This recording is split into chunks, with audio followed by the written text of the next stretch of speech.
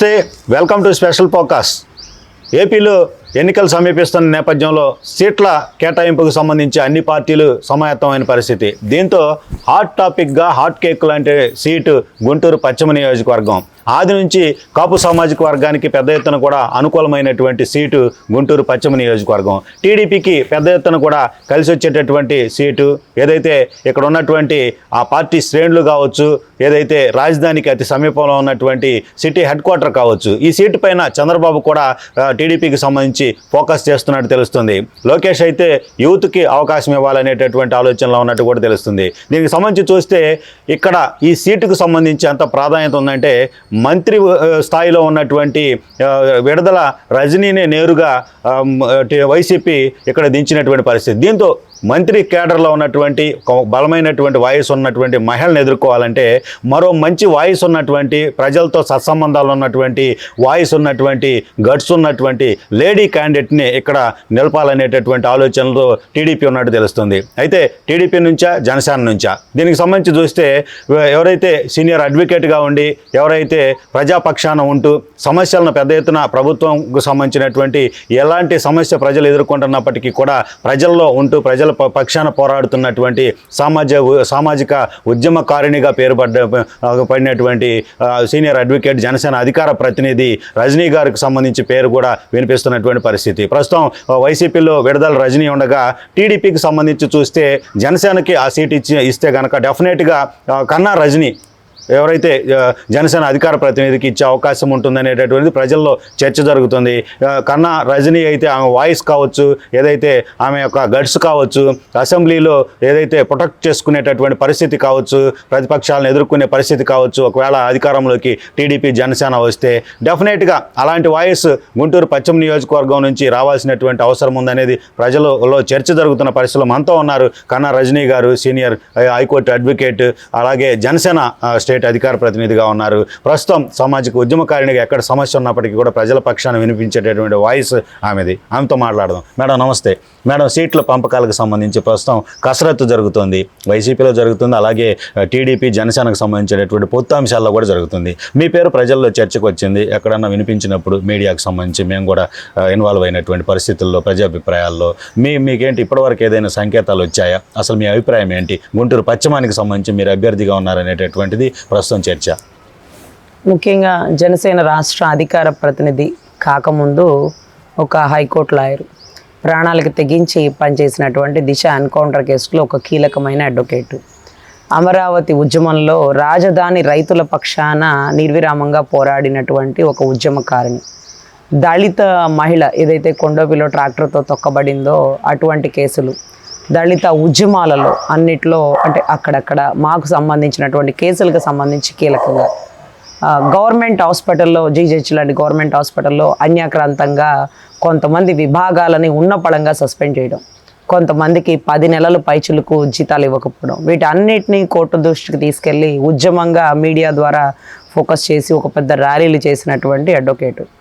నాకుండే పేరు జనాల్లో ఎప్పుడూ ఉంటుందండి. అది మీరంటూ గుంటూరులో అంటున్నారు, కానీ 2 తెలుగు రాష్ట్రాల్లో కూడా లాయర్ రజనీ అంటే రోడ్డును పోతా కూడా గుర్తించే అవకాశం భగవంతుడు మాకు ఇచ్చినటువంటి దయ అనుకుంటాం. ఎందుకంటే డబ్బిస్తే ఇంకేమైనా పదవులు వస్తాయేమో కానీ మంచి పేరు రాదండి.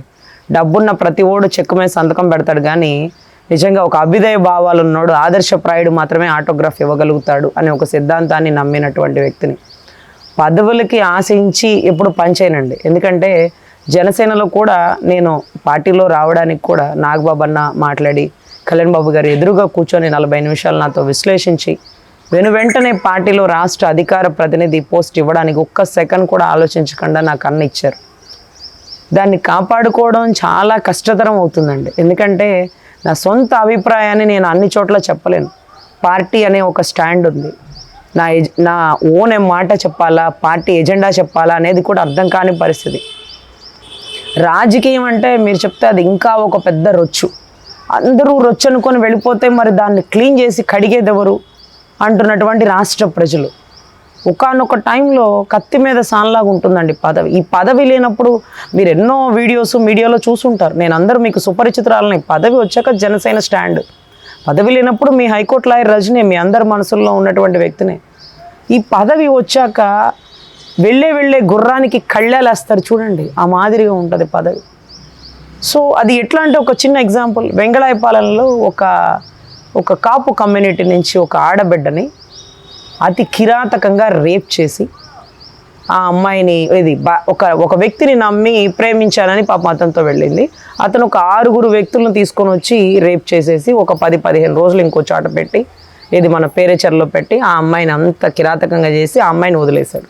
వదిలేసిన ఆ పిల్ల ప్రాణాలతో బయటకు వచ్చి వాళ్ళే వదిలేశారు, ప్రాణాలతో బయటకు వచ్చి జీజీహెచ్లో ఒక 15-20 రోజులు హెవీ బ్లీడింగ్తో ట్రీట్మెంట్ తీసుకుంటూ ప్రెగ్నెంట్ ఆవిడ ఒక గౌరవ డిఎస్పి గారిని కాళ్ళు పట్టుకొని తల్లి చెల్లి ఆ బాధితురాలు అందరూ నాకు న్యాయం చేయండి మేడం, అతను నేను ప్రేమించి వెళ్ళాను, ఇప్పుడు నేను ప్రెగ్నెంట్ని, చుట్టుపక్కల అందరు రేప్ చేశారు, వాళ్ళకి శిక్ష పడాలి అంటూ కాళ్ళు పట్టుకున్న డిఎస్పిని ఈవిడ కడుపుతోంది, గౌరవ డిఎస్పి గారు కూడా కడుపుతూ ఉన్నారు పాపం.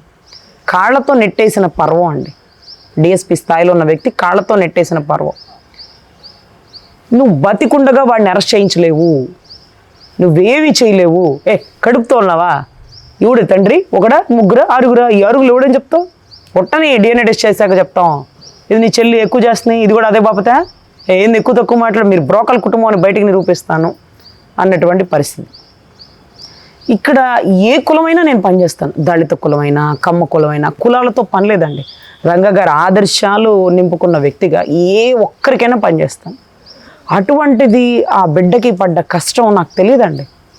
నేను నా కోర్టు హడావుల్లో బిజీగా ఉన్నాను. ఆ బిడ్డ ఏం చేసిందంటే, నువ్వు బతికుండగా అరెస్ట్ చేయించలేవంటే నేను అరెస్ట్ చేయిస్తానని ఒక లెటర్ రాసి వాళ్ళ ఇంట్లోనే సూసైడ్ చేసుకొని చనిపోయి.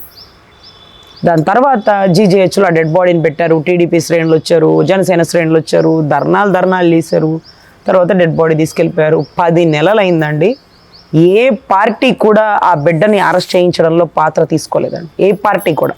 తర్వాత ఇప్పుడు 10 నెలల తర్వాత మేడం గారు కరెక్ట్గా కేసు తీసుకుంటారు, మీకు ఏ ఇబ్బంది లేదు, అవతలుడు ఎంత పెద్ద తోపు తురుమైనా ఎత్తి పక్కనేస్తుంది అని 10 నెలల తర్వాత మన ఇంటికి వచ్చారు. వచ్చింది మొదలు కాళ్ళు పట్టుకొని భయంకరంగా ఏడుస్తున్నారు. ఏంటమ్మా అంటే ఒక అరగంట ఏడ్చి ఇది వాళ్ళ బాధ అని చెప్పారండి. తర్వాత వాడు ఎంతలా పోటుగాడైనా ఎత్తి అవతలేపిస్తే ఒక ఆడబిడ్డ చావుకు కారణమయ్యాడని ఆ బిడ్డ రాసిన లెటర్ చూశానండి. దాని తర్వాత ఆ అమ్మాయి బతికుండగా పోలీసు వాళ్ళతో వాళ్ళ అమ్మగారు వాళ్ళు మిస్సింగ్ కేసు కంప్లైంట్ పెట్టారు, 15 రోజులు కనపడలేదని. దొరికిన తర్వాత జీజీహెచ్ హాస్పిటల్ అడ్మిట్ అవ్వక ముందు ఆ బిడ్డ జడ్జి గారి ముందు కూర్చున్నప్పుడు జడ్జి గారికి ఒక మ్యాటర్ చెప్పిందండి. నేను ఒక వ్యక్తిని నమ్మి వెళ్ళాను, ప్రేమించానంటే ఆ వ్యక్తి ఇలా ఇంతమందిని తీసుకొచ్చి నన్ను ఇలా చేశాడు అలా చేశాడు మొత్తం చెప్తే ఒక్క మిస్సింగ్ కంప్లైంట్కి 15 సెక్షన్స్ కలిపి పెట్టిందండి జడ్జి గారు. అంతలా కిరాతకులు వాళ్ళు. ఆ సెక్షన్లో ఏ ఒక్క సెక్షన్లో కూడా అవతలోడు తప్పించుకుపోలేడు. అటువంటి పరిస్థితుల్లో ఆ అమ్మాయి బతికుండగా జడ్జి గారికి ఇచ్చిన స్టేట్మెంట్ ఫైనల్. ఎందుకంటే ఆ అమ్మాయి స్టేట్మెంట్ ఇచ్చిన చనిపోయింది, అదే డైయింగ్ డిక్లరేషన్ కింద వ్యవస్థీకరిస్తుంది.